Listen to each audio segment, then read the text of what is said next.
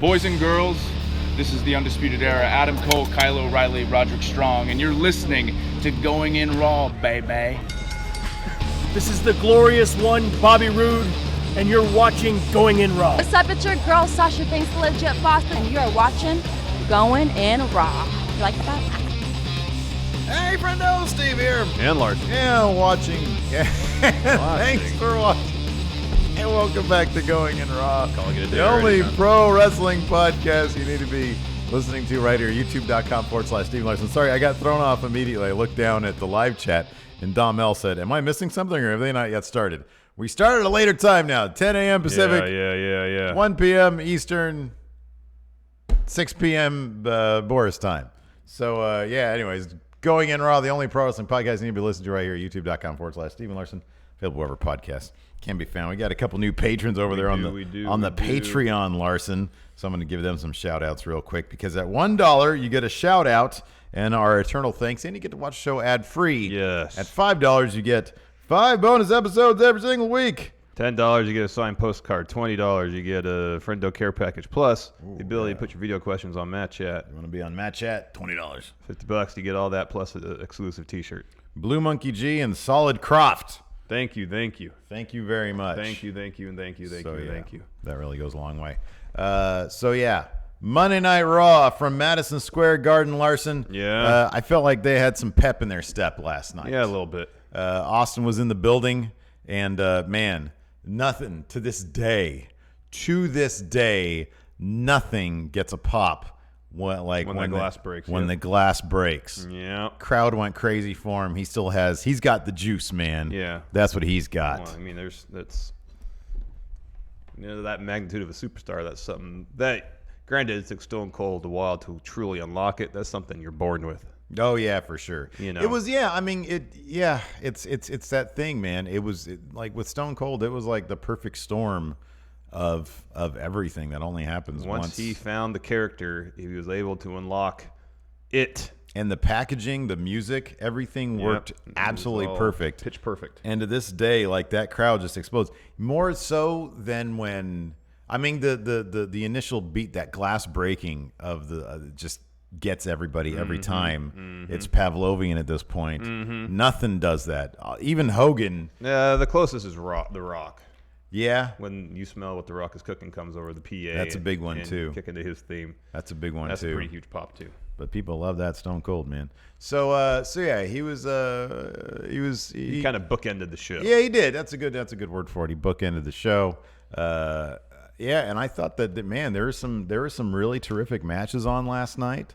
One thing, look, I don't want to start off on what could be considered maybe a down note, but like, it is striking to see just how popular Stone Cold is versus how they sort of treat everybody else. Well, the Cage Side Seats last night had a write-up saying that same thing. That's the one thing that having Stone Cold on the show so prominently really puts spotlight on the fact that there's no one even approaching Stone Cold in the current roster. And there hasn't been. Like, Cena was as popular as they get since then. Yeah. But even with John Cena, it was never like that. No. So yes, it does put a spotlight on that. It puts everybody under a microscope. And when he's in the same ring with Seth Rollins and Braun Strowman, and they're acting kind of nerdy around him. They're acting like fans. Like, Braun holds out his hand for a handshake, and then Stone Cold sort of disses him on that. And then Braun's like, look, I used to watch you growing up. I don't want to hear a monster talk about when he was young watching Stone Cold Steve Austin. I don't need to hear that either. I kind of expect it from Seth Rollins at this point. But Braun Strowman should not be doing that. No. That being said, I thought that AJ Styles sort of made that opening segment. I thought he was really good. Oh, he was good. The trash talk he was doing. He's like... just like my theme song says, Stone Cold, I don't want none. Mm-hmm, yeah. But then he proceeds to talk all sorts of trash. Yeah. It's pretty good. I thought that was really good. So, sorry, I didn't mean to interrupt. Late last week, we saw, I think it was from the newsletter maybe, that they're starting to loosen up on scripted promos. Yeah. AJ last night sounded like it wasn't a scripted promo. Right, yeah. It sounded very loose, believable, yeah, authentic. Yeah, totally. So hopefully just bullet points. Yeah, the whole the show last night, and the show generally speaking has been inching towards the feeling that they are being given a bit more freedom and they're a bit looser with stuff. People are being tasked with going out there and entertaining people as opposed to going in there and trying to fit in whatever square, or whatever fit in the square peg in a round hole that Vince McMahon wants them to do. I mean, even in the matches last night, that AJ, I mean, look, he had AJ Styles and Cedric Alexander in a match. AJ still selling that stunner, by the way, which is great. That was good. That was a really fun match. I thought the Horsewoman match just had that crowd eating a lot. Yeah, it was fun. That was great. I thought that was awesome. Rey Mysterio versus Gran Metalik wasn't quite the barn burner I figured it'd be. I kind of felt like it was a bit abridged. Yeah, made it a little bit longer and just really let them do what they can do. And then, man, the crowd being you hear that crowd popping for Corbin? Yeah, man. It was dueling Baron Corbin sucks. We chance. want Corbin sucks. And I thought that was a really, really fun match. Yeah. So I thought there was a lot to like last night. Let me head over to the community poll because as of last night when I checked 48%. Is it still at 48%? Because that's what it was last night. Yeah, I just went over there. 48% yay, 5% nay, 15% in between. Nay. 22% don't plan to watch, and 11% plan to watch later. Only 5% was nay. Nay. And in between 15%. So, yeah, that's 50, 60. Yeah, over 60% was either yay or in between. Yeah, a generally positive. Kind of surprising that the don't towards plan to watch is as high as it is, at 22%. Like, we've seen that recently as low as, like, under 20%. Yeah. It mean, always it's kind not of floats often. in the high teens, though, I feel like. Yeah. Yeah. Let's see. What was it last week? Oh, last week was 22%. Same thing? Okay. Yeah. Check the week, because I remember there was I was 25. That's SmackDown. Oh, SmackDown. 26 the week prior. Oh, wow, okay. All right. So May 22 is more or less the floor. That's 21. 21 for Raw. So, yeah. 20. Maybe it hasn't been under 20 then. 20. Well, SmackDown, Oh, yeah. SmackDown again. Really? 18. Okay, 18. so that was the 1 week I was thinking of right That was there. about a month ago. 18%. Yeah.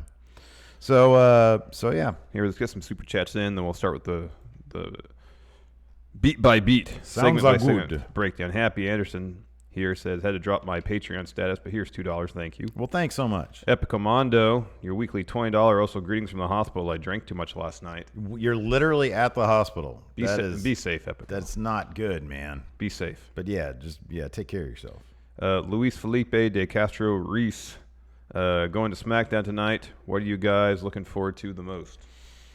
Fiend attacking Undertaker. Yeah, we're going to talk about that in our SmackDown preview later on in the show. Yeah. So, yeah, Raw kicked off, like we already mentioned, with the glass breaking. He comes out here, and we get some Stone Cold reminiscing. I saw one thing, and I don't know who sourced it, but Stone Cold apparently was not... They just gave him a mic and said, "Do what you." That's what they said at Robert Union. That's the smart thing to do. Yeah. With Stone Cold, that's what you do. So he goes out there and he talks about some memories from Madison Square Garden. I hit Vince McMahon with his very first stunner right here in Madison Square Garden. He had a match against Undertaker. That at SummerSlam. The other one where someone hit him with a chin and knocked him out. God. Oh, that was the Undertaker one. Yeah. That was the Undertaker Yeah. one. There's another match he mentioned too. Oh, the Bret Hart one at Survivor Oh, Series. Bret Hart. Yeah, that's right. Yeah, he said, I'm not supposed to come out here with my neck the way it is, but I did anyways. Yeah. What? The crowd was wetting him at first, but at a certain point, they just wanted to hear the darn stories, so they stopped. They stopped. That was nice. It was a good crowd last night. It was. Madison Square Garden. And he goes, all right, well, we haven't been able to get this contract signed, so let's get it done. Out comes Braun first, then Seth, and they both more or less say, hey, we're going to be good partners. We're not going to go out of our way to screw each other out of these tag team titles. We're in it for this team because we're champions, essentially. Yeah. That being said, Seth says, I'm winning Universal Championship because I'm the best wrestler in the world. Braun says, no, you're going to get these hands.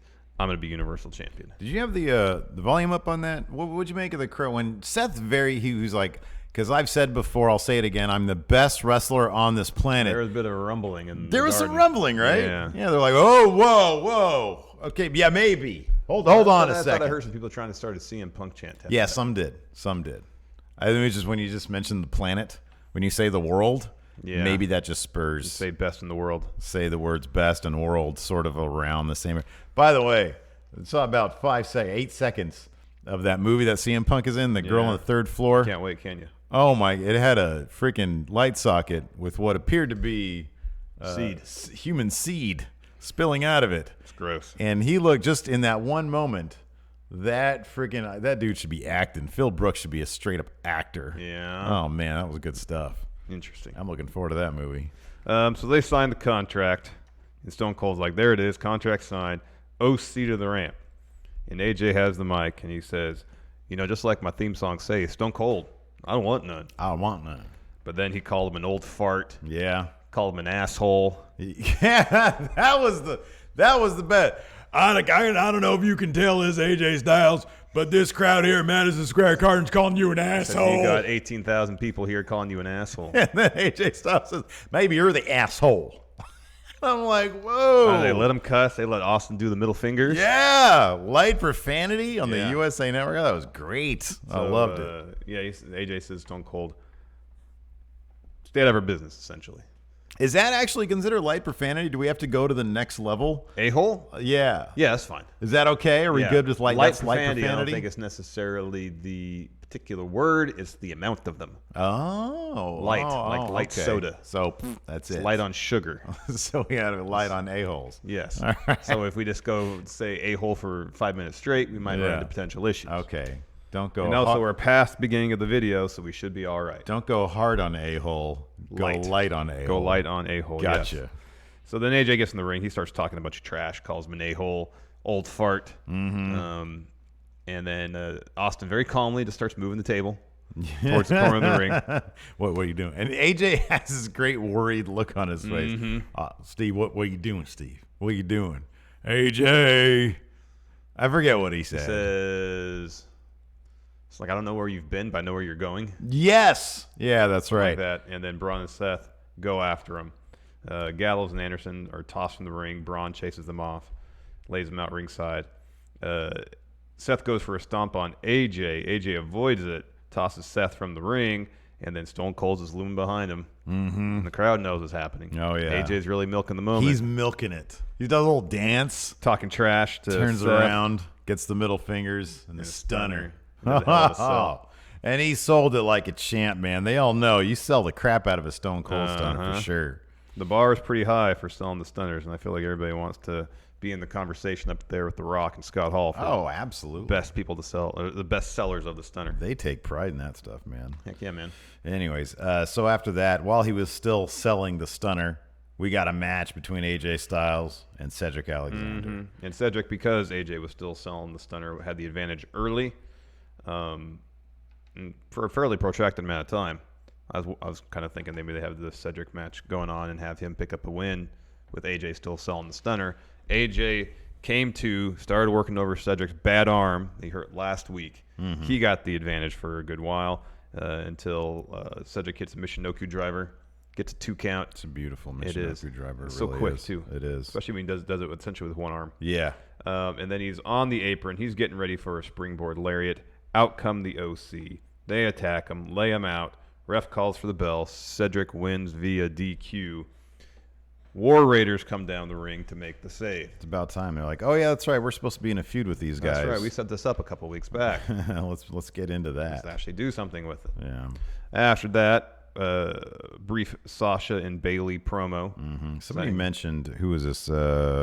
Jonathan mentioned that apparently The Rock, did you see this? Tweeted about AJ's selling abilities, yeah. Oh, what did he say? I didn't see that. Essentially a good job. Oh, did he? Yeah. Let's see here. He tweets a lot, or his personal assistant does anyways. So Sasha and Bailey talking about how they're still friends.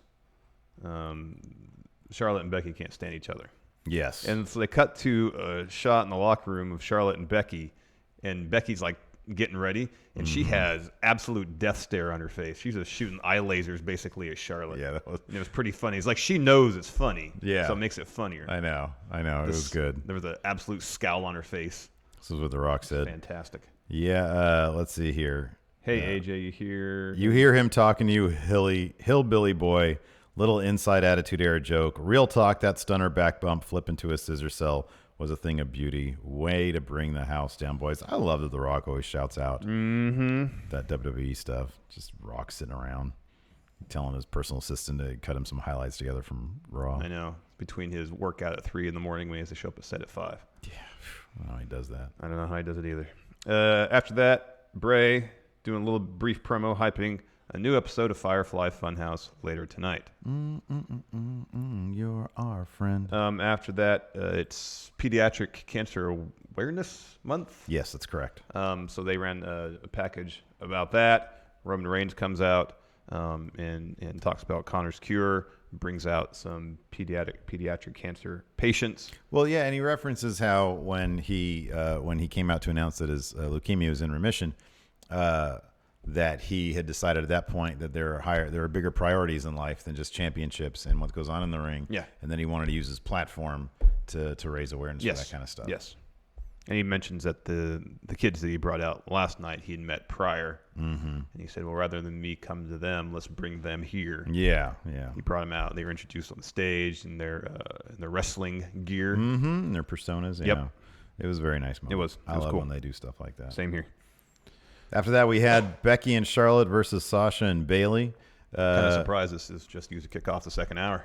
Thought this could have been main event material here. So this totally could have been the main event. I understand they had Stone Cold. They wanted to use him for that main event 10-man tag match. Mm-hmm. I'm totally fine with that.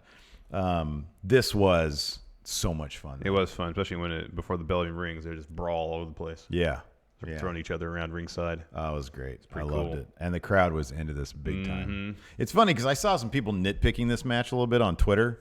And here's the thing. It doesn't really it doesn't really matter sitting at home really necessarily what you think about the match. If you can't tell that the crowd is really into it, because this totally was, I'm not going to say an audition, but it could be an audition for the Mania main event. Well, here's another thing too is you don't want to do everything you would do in a huge match. No. For a Raw match, you want to hold some stuff back. Right. But if you want to nitpick stuff like, for example, Charlotte's moonsault was a little bit off. The boot was a couple inches off. And I saw this and I'm like, okay, you're just like nitpicking and nitpicking. Yeah. Like people will just do that. Yeah. I mean, the boot thing could just be the wrong camera angle at the wrong time. And in fact, Samoa Joe gave a boot to, I think, Baron Corbin later on in the night. That was like 3 inches off. Didn't hear a peep on that one. And I wonder why. Larson. Anyways, the crowd was firmly into this. Yeah. And in the end, that's the only thing that matters. If they're involved in the story being told in the ring, that's the most important thing. They're going to keep that up. Yep. So match gets going after commercial break. At one point, Sasha and Bayley, they're double teaming Becky. This is actually before the commercial break. Sorry. Sasha and Bayley are in the ring double teaming Becky. Charlotte runs in with a chair. During commercial break, ref finally separates everybody. Match actually begins after commercial. And it was pretty fun. There's this one moment where Sasha puts Charlotte in a bank statement. Charlotte reverses that into a figure 8. Bayley tries to break up the figure 8. However, she's intercepted by Becky, who tries to put disarmor on her. But Bayley tosses Becky into Charlotte to break up the pin. Actually a pretty intricate little bit. It was, and it freaked me out too because she, when Charlotte is doing her thing and her arms are back like this, and Becky slid into the arm, and Charlotte immediately grabbed her elbow. I was like, God, that looked ugly. Dislocated elbow. But she was fine. Yeah. Later on, Bayley goes for a Bayley to belly. Becky tries to reverse it into a disarm her. Sasha comes up behind her and drops her with a backstabber, and then Charlotte lays out Sasha with a boot, huge boot. And then Becky hits a leg drop on Bayley. Charlotte follows it with a moonsault. Yeah, she overshot it a little bit. She actually almost landed on her feet and then just fell. Whatever. Yeah. Sasha breaks up the pin. So Becky and Sasha are brawling ringside. Becky puts her in a disarm her out there. Bayley comes out and I believe kicks her, picks her up, hits a Bayley to belly on Becky into the barricade. Yeah. And then follows with a pretty awesome German suplex on Charlotte. She's back in the. She puts Charlotte back in the ring. Goes for the top rope elbow. Charlotte gets her knees up. Bayley starts selling the arm. At that point, Sasha's on the apron. She starts kind of arguing, talking trash to Charlotte. Bayley comes from behind Charlotte, tries to roll her up. However, Charlotte kicks out, hits natural selection to get the win. Yeah. Thus guaranteeing that Bayley retains it at the Clash of Champions this weekend. So from what I saw. Yeah, we'll see what they do on SmackDown tonight, if anything. But that's totally going to happen. What I saw, the match itself was 17 minutes, but the amount of time, the entirety of the segment was like 28 minutes. Totally deserved it. Had big fight feel. Totally. And I can't wait to see. I really hope that Paul Heyman, Triple H, Stephanie, whoever has a roadmap from here to Mania. That'd be nice. Even if they decide for whatever reason down the stretch that, hey, maybe it's not getting enough heat. It's not going to be the actual main event. Maybe something else, usurps that. But at least have that match. I want to have the map. I want there to be a long-term road with twists and turns. Right now, you got Sasha and Bayley on the same page. I want to see them go at it. Yeah, that's not going to last. Right, exactly. Mania. And I want everybody to have their motivations play out in a logical way with some twists and turns that we don't see coming. Exactly. That's what I want, man. That'd be nice. After that, the OC were being interviewed backstage. AJ says the OC runs this place. And then Rudolph come up, and they're like, hey, we're down to help you out, guys. Mm-hmm. And they shake hands. Partnership is forged, if even just for one night. Bob Roode seems, you could just, the look on his face, it doesn't look dead. And I like that. He's actually doing something. It makes me so happy. Yeah, man. And I love that commentary. Like Corey Graves is like, some of Bob Roode's best years were as a tag team, in a really good tag team. I love that they reference that stuff. I know, beer money. What's that? Said beer money. Yeah, exactly. Can't say beer money, though. Can't say that. No. After that, Rey Mysterio taking on Gran Metalik. Ooh. Man, Gran Metalik's like shoulder pad thing he had with all the pictures of all the masks on there, that was incredible. Yeah, it's pretty rad. Incredible. It's pretty cool stuff. Yeah. Both of them had awesome ring gear last night. Yeah. Could have used another, 3 to 6 minutes for this match, though. It felt like an abridged version of what they could do, both in terms of length and both in terms of what they executed in the ring. I think to the detriment of the match. I think so. I think that, there are certain guys, I mentioned this before, I thought this would be a huge spotlight moment for Gran Metalik, and even commentary was really selling it that way. They were really selling up Gran Metalik, and it wasn't, and this is, I think I've been so spoiled by the likes of Cedric, Ali, Buddy Murphy, Andrade, and their matches, we've seen such amazing spotlight matches. Yeah. Matches that the next day you're going to hear something like, boy, Vince McMahon was really paying attention, because then you see a bunch more of them. Yeah. And I don't feel like this lived up to that special moment type match. Yeah. That was just me. There was one. No, I agree. There was one moment when he went flying over the top. No, that tope type thing. Tope, picture in picture, so you didn't get to see the full. Well, it's funny because it happened as the picture. So it wasn't even. I mean, it was like picture in picture, but it started to happen as that happened. I know. I don't know. I don't know.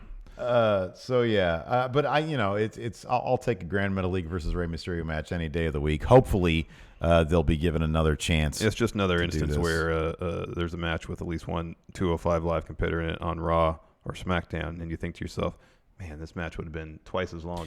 If it were on 205 You're totally. Live. It was like a pay-per-view 205 match. You're right. You're totally right. So early on, Rey sends Metalik outside with the Hurricane Rana. He goes for that slide thing he does outside the ring, which is always really cool. Gran Metalik evades, hits him with a super kick, and as you mentioned, got back in the ring, did the tope deal. That was picture in picture. And later on, he hits a top rope Rana on Rey. This is a great spot where Metalik picks up Rey for a power bomb. Rey reverses it until like a destroyer bomb, sunset power bomb type deal. Only gets a 2, and then right after that, Rey hits a 619 frog splash, gets the win. Mm-hmm. It was fun. Just felt like they could have done more. It definitely wasn't the sort of wow thing that I was really hoping it was going to be. Mm-hmm. But hopefully, I don't know. Maybe there was enough there that maybe this is a little tryout, and Vince will think, hey, I want to see what they can do with 20 minutes. That's what I hope. But I don't know. One could hope. I don't know. Maybe on SmackDown we'll get 20 minutes. After that, we have Seth, Braun, and Cedric talking backstage. MOS, no sound. Yeah. And shortly after that, it was announced we're getting a 10-man tag match main event. That's cool. OC, Rudolph taking on Viking Raiders. Did you notice during I think it was probably it had to have been the tag match, that Michael Cole had mentioned that Bob Roode and Dolph Ziggler were calling themselves the Vultures He said of the roster? They said they were the Vultures of the tag team division. Of the tag team division? Do you think that's a hint as to if are they going to call themselves Vultures? And do you like that name if that happens to be the case? You have a Ming the Merciless-esque single eyebrow sticking way up. I get the same thing. Oh, there you go. You got it back down. It was kind of very villainous. If that's been their name, they need to repackage themselves. Sure. Yeah. Like if they're the Vultures. Get rid of the Glorious thing. Yeah, like Bob Roode's got to lose the robe. Sure. Yeah. Yeah. Unless it's made out of like buzzard feathers or something like that. How anthropomorphic do you want them to get? I want them to look this? like Skeksis pretty much from Dark Crystal. They come out with like Skeksis masks on. Right. That would do it. That could make, you can make like, if you don't do that, you can make a cool logo with vultures on it. That could be fun. That could be cool. Yeah. But when I heard that, I thought of that band, the not Queens of the Stone Age band that Josh Holmes started. Them Crooked Vultures. Oh, yeah. I heard that. I was like, oh. For some reason, I thought of that. I don't know. Wait, wasn't a name of an album? Wasn't that a name of the album? It was a band, too. It was a side project. He also did a side project called that? No, the album was called the same as the name of the band. It was a self-titled album, I believe. Okay, all right. Who else was in that band? I think John Paul Jones, Led Zeppelin was involved in that. That sounds vaguely familiar. Mark Lanigan was too. He loves Mark Lanigan. Mark Lanigan's great. He is great. Yeah, I always prop when I hear his voice on a Queens of the Stone Age album. Anyways, after that we had a Street Profits promo. It was just Josh Homme, John Paul Jones, and Dave Grohl. That's right. Okay. All right. Yeah, it sounds very familiar. I don't know if I listened to it at all, though. I did. Just don't recall much about it. Where can Mark Lanigan wasn't involved. Interesting. I thought he was. Yeah, but he's been in a bunch of the Queens of Stone Age stuff. They did the Josh Homme and Mark Lanigan did Parts Unknown theme together for the Anthony Bourdain show. Yeah, Anthony Bourdain was a big Lanigan fan. Yeah, Mm-hmm. I think he said like he ended up getting like a house in Seattle or something to be closer to Mark Lanigan. That's interesting. Anyways, after that, King of the Ring semifinal bout, triple threat: Samoa Joe versus Baron Corbin versus Ricochet. Hell of a match, man. This I thought, I mean, if it wasn't for the fact that there were like a ton of other really good matches on the card, this could have been easily a show stealer. This was so much fun. Yeah, this was a blast. And dude, like I said earlier, I think that like you were an early prognosticator of this. I said the most fun King of the Ring would be Baron Corbin. I'm with you on it now, man. You poo-pooed me so much. Hey, you know what? I am not afraid to admit that I was wrong. That's good. I'm not afraid to do that. You're wildly wrong on this. Maybe you should learn from me. Hey, I'll know when I'm wrong. So, I'm wrong here, though. No, you weren't. Do you think it's possible, man? Do you think it's possible? Is it likely? Is it going to happen? We're going to get Baron Corbin versus Chad Gable in the finals. So are they building up Corbin to be the most obnoxious possible heel to face Chad Gable, and Gable's going to go over? Or are they going to go all the way with Corbin? I feel like Gable's going to go over now. Me too. But I do feel that Corbin wasn't originally going to be in the finals. I honestly think that he has been so darn good, so over-the-top good during this tournament. And maybe it was always supposed to be him. I don't know. But it wouldn't surprise me if they had somebody else in mind, like a Samoa Joe or something. If they had somebody else in mind and Baron proved his case during the course of the tournament. I mean, if you're going to, because we heard going into this tournament that they brought the tournament back to put over one wrestler, to in the end put over one particular person. Now, if that person's Chad Gable, that was always a plan, which going into it, you think that's kind of surprising. That's very surprising. But then after the response he got in that match against Andrade last week, you could see the star potential in Chad Gable. Even going back, and it would, I guess it would kind of surprise me if Vince even saw this, but the 205 matches he's had, and it's like, man, this kid can do a lot. Oh, he's really good. Yeah. So if you want Chad Gable to go over, he is pretty much, he's in relation to most other people on the roster, he's undersized. Sure. They really point that out. Who better to go against than probably the best traditional heel you have on the roster, plus a guy who's probably a foot taller than him. I wonder if it might be a circumstance thing. Maybe Drew was supposed to go to the finals, and then he had that injury because he just had surgery for something. Because Drew versus Gable, like if you really want to play up the giant versus the smaller guy, then I think Drew. I mean, look, Baron is as good a choice as any, but Drew brings that additional menace factor, the like scary factor that Baron kind of doesn't have because he's kind of goofy. He is goofy, but maybe they wanted to roll with trolling bully, and that's sort of Baron also. I mean, it's pretty obvious that Vince really likes Baron, so I wouldn't be surprised if he was in the mix all along. Yeah.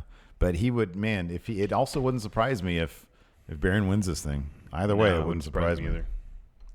I've been wrong every single step of the way, so I'm just gonna not even. I mean, I kind of want Baron to win just to see how fun he is as King of the Ring. Because it'd be really obnoxious. He would be really good. But it was kind of surprising to as a match started that you get dueling Baron Corbin chants. Baron Corbin. This sucks. was the turning point. I'm telling you, man. And maybe we're not gonna get it again because it's a New York crowd. Maybe a Chicago crowd will be into it. I don't know, but or a Philly crowd. But I think the appreciation of the work is simply there now. I think it's there, and I think that the crowd seeing it on TV, I think a lot of people's eyes are going to be open to, oh man, yeah, I can see the appreciation. Maybe. Ricochet has the upper hand early. He's clearing the ring left and right until the ringside area. Ricochet is going for a Hurricane Run attempt off the apron. Baron catches him and then does like a reverse power bomb into the ring post. Joe then follows that up, hitting a suicide dive on Baron Corbin. Later on back in the ring, there's a great spot where Baron hits a power bomb, kind of flips Ricochet over, deep six. Mm-hmm. Joe pulls him out of the ring during the pin and puts him right in the clutch. That was awesome. That was a great moment. That deep six was like, he had how many rotations? A lot. Like a ton, it was like Cesaro doing the swing almost. It was great. So Baron's in the clutch. Joe's got the grapevine around the body on. Baron's fading. Ricochet breaks it up with a shooting star press off the apron, which he didn't have to do. He'll let Baron pass out, and then it's a one-on-one match at that point. Yeah. Well, sometimes it's fun, like playing 2K, doing that kind of stuff. I know. Sometimes you want a cool spot. It was a cool spot. So Joe's prone for a 630. He evades it, puts the clutch on Ricochet. Ricochet escapes. He hits a recoil, climbs to the top, hits a 630. He's about to go for the pin. He's pulled out of the ring by Baron, who then throws him into the crowd. Baron hustles in the ring, covers Joe to get the win for himself. Yep. Opportunistic win. Oh, yeah. Big time. Yeah. It was really good stuff. I liked it. After that, we had a rematch, right? These two went at it last week. Yeah. Lacey Evans versus Natalya. Yeah, Lacey Evans scored the win last week. Not so much luck this time around. She tapped out to the sharpshooter, but these two have really good chemistry. They have really good chemistry, and Lacey Evans it's kind of funny because commentary was really playing up because Corey Graves obviously is a big Lacey Evans fan. And she had the upper hand the vast majority of this, and just at the very end, she got locked in that sharpshooter and ended up tapping out. Tapped out. But commentary was doing a good job here, and this is a pretty decent match. Yeah, this is a good like they should have had Lacey Evans involved in these type of programs when she got called up rather than putting her right to the title scene. Completely, yeah. Because working with Natalya is going to make Lacey Evans a better wrestler. For sure. And then after several feuds where she's improved her skills, and then you put her into a title program. Next, this was fun. They showed some stuff that happened before Raw went on the air with former New York Knick Enos Kanter comes out, talks to the crowd. R-Truth comes down. He gets rolled up. So Enos is now the 24/7 champion. He unzips his bright blue, his Knicks blue jogging suit, or his jacket underneath Celtics jersey. He's a Celtic now. What a heel turn! Tons of heat. Anyways, okay? Well, hold on a second. So I don't really follow. Like I know who Enos Kanter is and everything.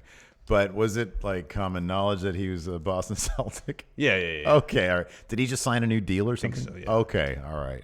That's great. So Truth rolls him up. He gets his title back, but it's a funny little bit. I loved it. I thought it was awesome. Pretty great. I think because that aired. I think that was shot during the main event taping. Oh yeah, they said it was before Raw. Yeah. Because I think there was the main event. We saw with the main event. The recap, and I think that happened during the taping for main event. So that's good. After that, we had Firefly Fun House.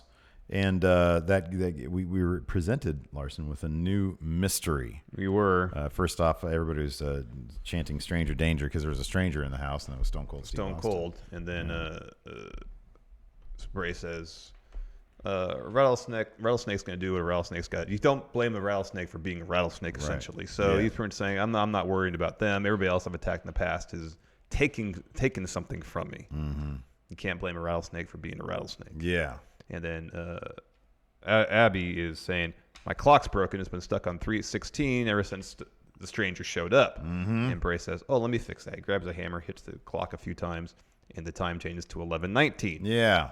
And he goes, there you go. Clock is fixed now. Yeah. And so everybody's wondering, what is 11:19? So the most obvious thing is, go ahead. It was the day November 19th of 91 or 90 when The Undertaker made his debut. Right. Undertaker is scheduled to be at SmackDown tonight. Yeah.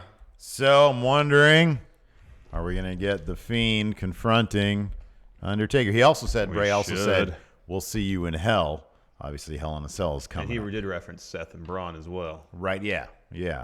So, I don't know, man. I kind of hope that I think they could effectively make his Universal Championship aspirations, if you will, maybe a red herring for bigger fish. Hey, I've got bigger fish than your Universal Championship. Mm-hmm. I have a beef to settle with The Undertaker. Yeah. Because, of course, Bray Wyatt lost to The Undertaker. Yeah, Mania 31, yeah. Pretty high-profile match there. Here in the Discord, some friendos were also providing some other speculation as to what 11:19 could mean. Let's see here. Big Meat Hafty. Oh, yeah, World Toilet Day. I've heard that, too. November 19th is World Toilet Day. So maybe he's going to drop some beef. That's the extent of it. That's pretty much it. That's the extent pretty of it. much So it's either the referencing Undertaker's debut or World Toilet Day. It's one or the other. Can't one be or the both. other. Yeah. Oh, I didn't.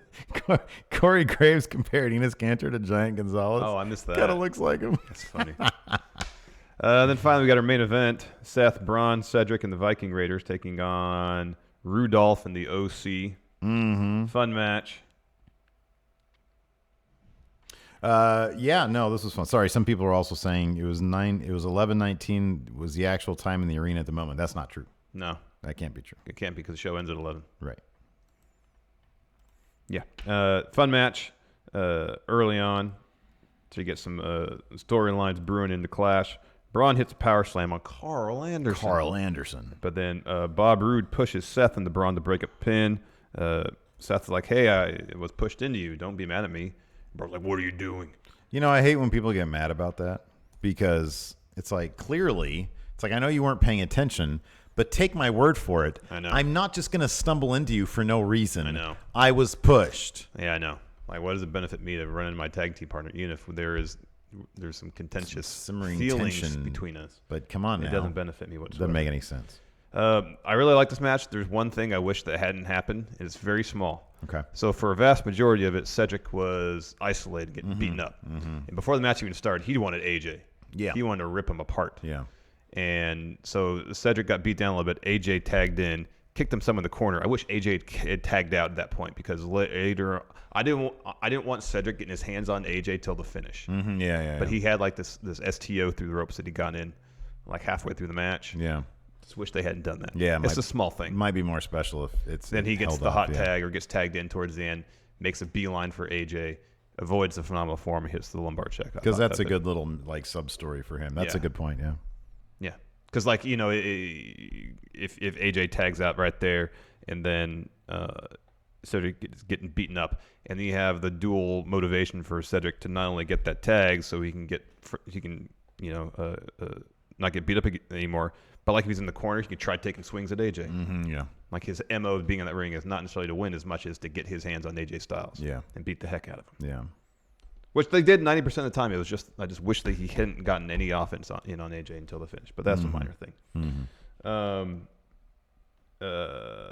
Anyways, Braun goes for a power slam on AJ. AJ escapes, pushes Braun to the ring post. This is like a guaranteed spot in any Braun matches. He's getting tossed in the ring post. Yeah, pretty much. Then Hansen comes in. Viking Raiders both come in. Ray Rowe does some stuff. Hansen gets tagged in. Everybody's kind of on the outside. He jumps off the top rope on everybody else hanging around ringside. Legal men now are Cedric and AJ. AJ goes for a phenomenal form. Cedric avoids it, hits a lumbar check, To get the win, hell of a sell by AJ on that too. Yeah, no, it was great, man. Another step towards, man. It's funny because literally, if the ref had counted 4 on the 4, the glass would have broken then. Yeah, I know. Because immediately, and I think they were just pressed for time. He's got like 5 guys he's got to hand beers to now. Stone Cold comes running down to celebrate. Mm-hmm. They toss him the beers. He tosses them to everybody. Ray Rowe, of course, is straight edge. So he opens his beer. He starts pouring on himself and everywhere, but nowhere close to his mouth. Yeah. Everybody else is like down in theirs, but they're all like, freaking clean and stuff. So like they're not really trying to have too much beer.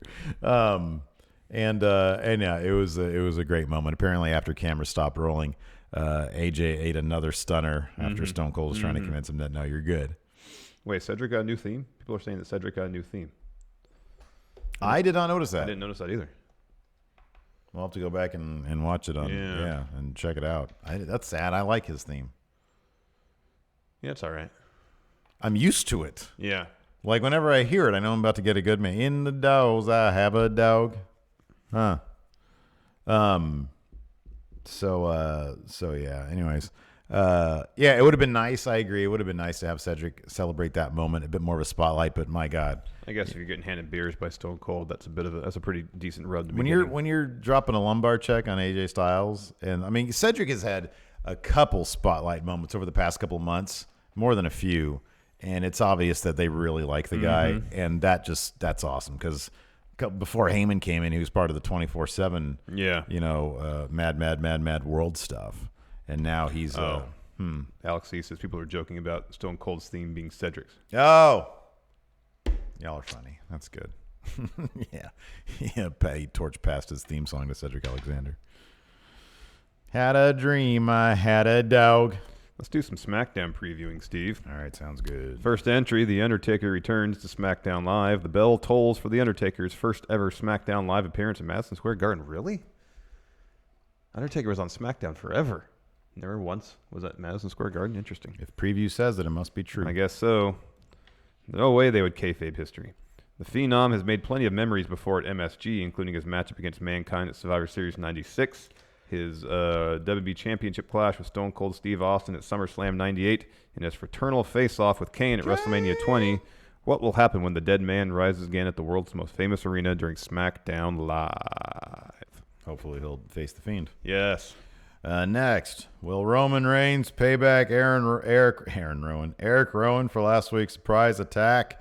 Last Tuesday on SmackDown Live, Daniel Bryan was still looking for an apology from Roman Reigns for accusing him of orchestrating the heinous attacks on Big Dog, as well as the previous week's spear.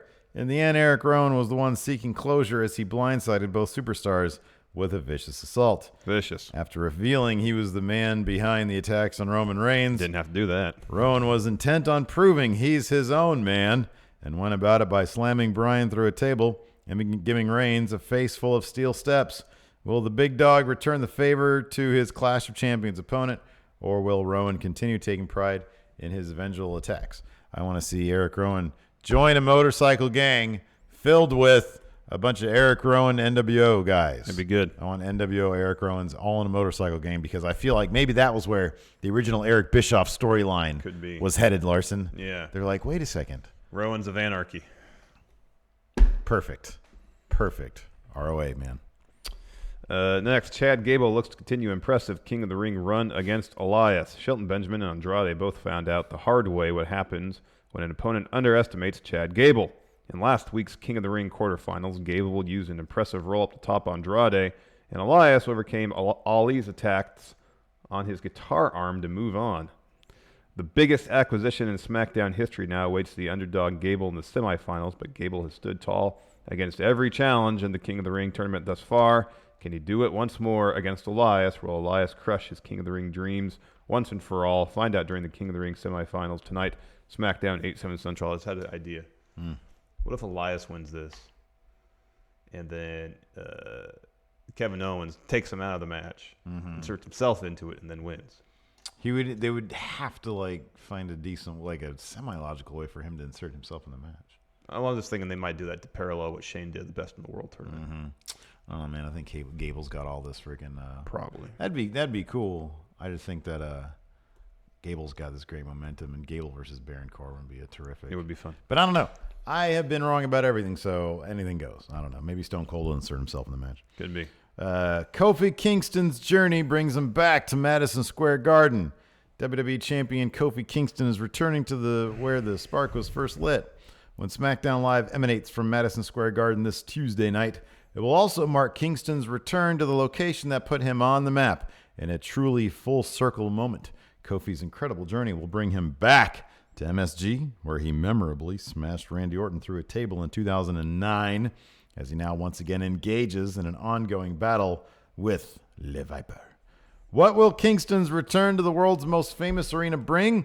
And how will the WWE Champion respond to Apex Predator's recent attacks on New Day 5 nights before he and Orton collide for the WWE title at WWE Clash of Champions? I think they'll probably be like an RKO and Trouble in Paradise. Maybe the Revival will be there. Probably that too. Anyways, let's take some questions. Yeah. Lord Ziffer, what are Cedric's chances of beating Styles on Sunday? I would love to see them hot potato the belt for a bit. I would say not terribly high. Not that Cedric doesn't deserve it. He does.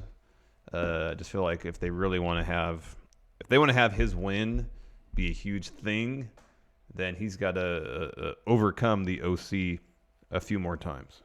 Yeah, I agree with that. I feel like it's going to be in a situation where OC interferes, ref doesn't see it, AJ picks up the win. But Cedric, because of the interference, can lay claim to another match. Let's see here. This is a good question. Jay Sean Lawrence, power rank thing Stone Cold says to the person on the ground after he stunned them. So he's down there. He's shaking his head. Oh, I think it's fully in character. I don't think he's trying to. I think you're right, but I think the second time before he left the ring, after he stunned AJ, he probably said, "Hell of a sell there, son," or something like that. Yeah, he was just down there for a second. Yeah, I could see that. You're probably right about that. Let's see here. Ty Farrar says, Discord member Butts brought this up last night. It could be a reference to Ezekiel 11:19, which says, "I will give them an undivided heart and put a new spirit in them. I will remove from them their heart of stone and give them a heart of flesh." That sounds pretty vague. I would think there'd be something a bit more meaty there. Yeah. I think it's just the Undertaker debuted at 11:19. Yeah, I think that's probably what it is too. Let's see here. Here we go. Butts. Speaking of butts. If they go with the 4 horsewomen in the main event, should it be for both women's titles, just one or none? I think they should. They just did the 2 title thing though.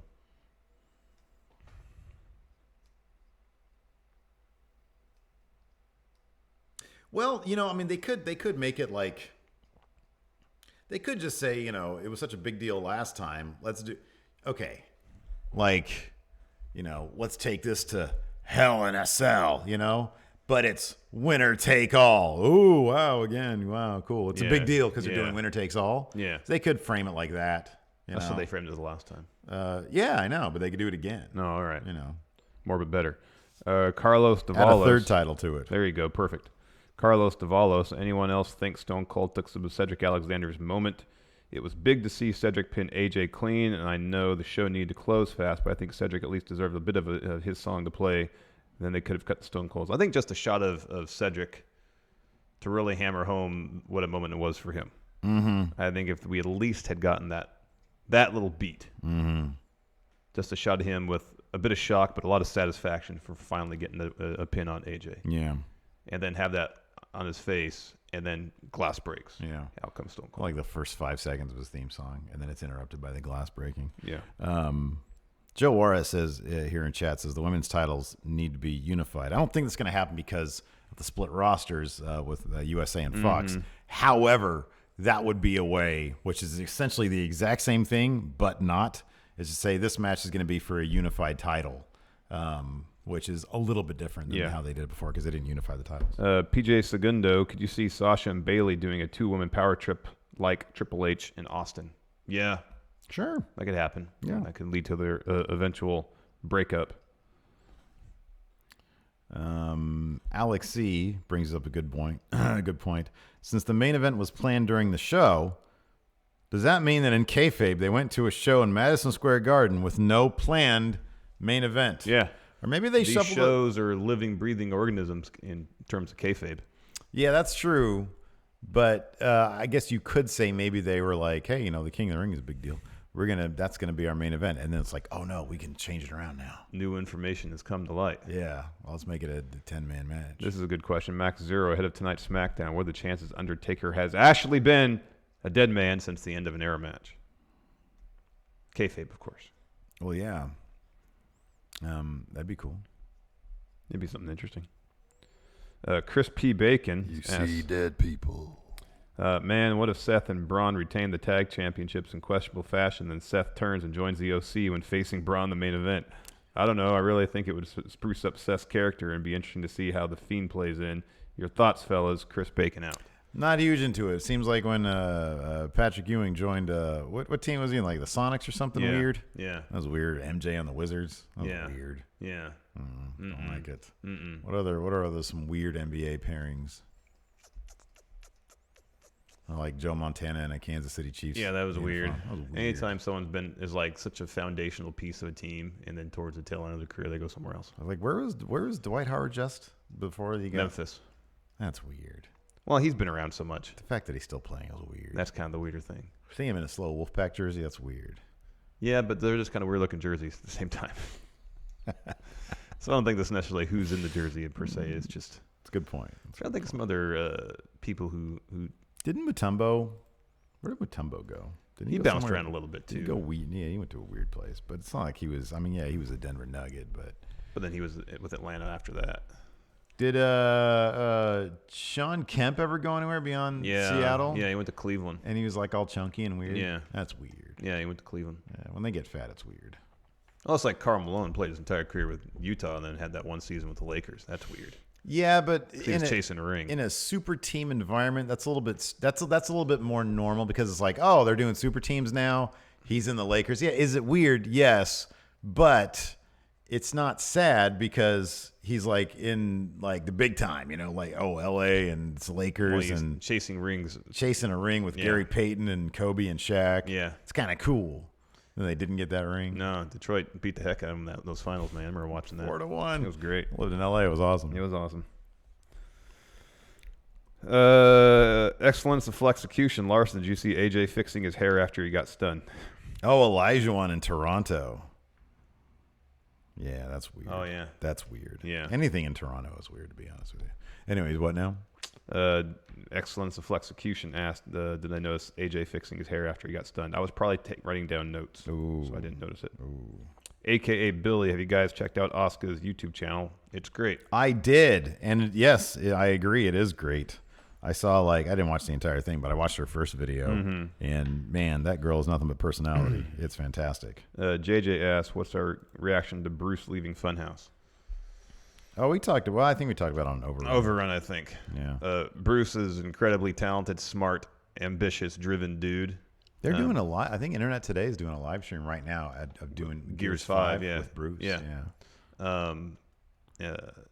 So I mean, if that's what's going to make him happy, that's what's going to fulfill him on a personal and professional level, then more power to him. Whatever he does, he's going to succeed at because he's that damn good. I think Bruce is great. Bruce is awesome, and I think that's terrific. I think good for him. Mm-hmm. Who wouldn't want to just sleep in until however long you want, and then get on Twitch, stream, dick around for 8 hours, then watch some TV or something. Yeah, go get some dinner. He deserves it. Yeah, man. He deserves it, Dude's man. been busting his butt Absolutely. for a that number dude of is years. man. He's only one of the hardest workers. Yep, without a doubt. And nothing but passion in that dude. Yep. Yeah, he's king. Yep. He's the king. You think we can bring him on to help us? To help us? Yeah. I'll bring him on and have him watch. I think that was one thing about Bruce, though. I think that he didn't like the pro wrestling.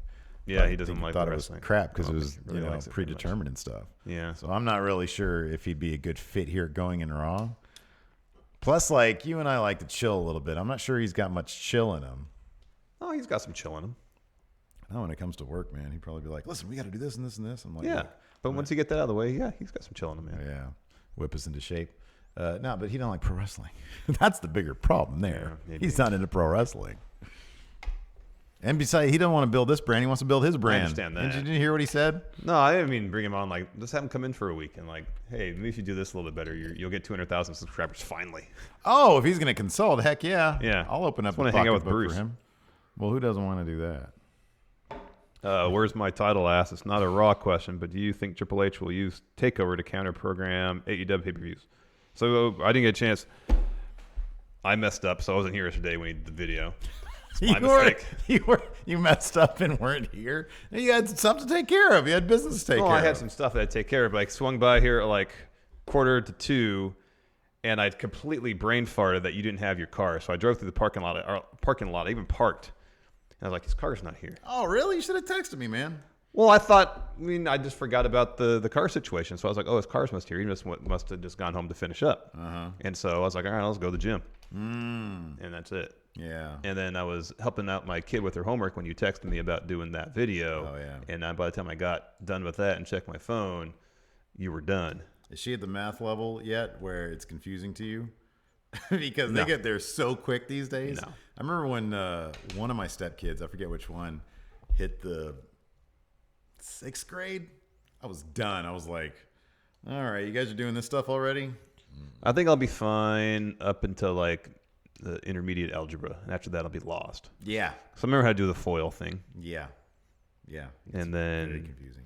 I was never good at geometry. So Yeah, me neither. trigonometry, I might remember that stuff. I don't remember any of the calculus stuff at all. If you're lucky, math won't be their strong suit. Actually, my older daughter really likes doing math. No, that's going to be a bummer for you, man. I always did fine in math. So hopefully, as she learned, it'll come back to me too. Yeah. Yeah. Good luck with that. I thought the same thing, and I was like, nope, nothing. I did enough to just get it out. Yeah. So news brief. Going back to news brief. Oh yeah, sorry. So the takeover stuff. So apparently, yeah, I don't like doing that stuff by myself, but I did it. Yeah, I was really. I mean, I personally was upset that I wasn't here to do that. Yeah. Yeah. And I was apologetic, and still my apologies for brain farting on that yesterday. Yeah, it is what it is. But then you said something like the smoke alarm was beeping the whole time and stuff like that. So it was kind of a train wreck. And then on top of that, like YouTube didn't send notifications out for the video because we had to re-upload the podcast from yesterday. So that ate up one of our notifications, which apparently we can go in and like set whether or not we want a notification to go out for certain things or not. Like best of, there was no need for a notification. I didn't have to do that. That's really, when you destination upload right a there. video and people are subscribed to your channel, they should be made aware there's a video on the channel now. That's the whole point of subscribing. It's the world we live in, man. Anyways, so there's no takeover Rumble weekend. Instead, we're getting Worlds Collide. It'd be cool if they did that, whether it be it'd probably be a tournament, like a one-day tournament. If you win that, you get the 30 spot at the Royal Rumble. I think that'd be a great idea. I think that'd be neat. This is why you should have been here yesterday. Because you have insight. On the Royal Rumble card, I think it'd be really cool if at least I think on the major 4 pay-per-views, it'd be super cool if the NXT title was defended on those cards. I think that'd be awesome. And then you can still have your 4 takeovers a year. Yeah, sure. That aren't tied to the major pay-per-views. Yeah, they don't need to be anymore. I mean, I think if maybe they learned with the last one in 25. Bridgeport, Yeah. that, hey, these do just fine standing alone on their own. We don't need to tie them to a pay-per-view. Because it looks like also, like Raw and SmackDown aren't going to be in Houston after the Rumble. They've stopped. Yeah, they weren't part of the travel package either. They're not going to do the full 5-day thing. Maybe part of that is because SmackDown's on Friday now. They just can't. Mm-hmm. They just can't do it now. Yeah. So who knows? Yeah. Yeah, that's all. I really love that that Worlds Collide. I mean, the one thing that WWE has to realize at this point is that they have, and you see this with all the buzz of Cesaro versus Ilya Dragunov, and anytime something like that happens, you have so much talent amongst all your rosters. A yearly tournament for, like you said, the number 30 spot, a yearly tournament where you have all the rosters getting together is a terrific concept. It's a great concept. Yep. All in one show in front of 20,000 people or 18,000, but whatever it is. That is an awesome idea. Takeovers can exist on their own. What I don't want to see, what I absolutely do not want to see, is countering AEW pay-per-views with takeovers. NXT is too good. I understand. I totally get NXT. It was already on Wednesdays.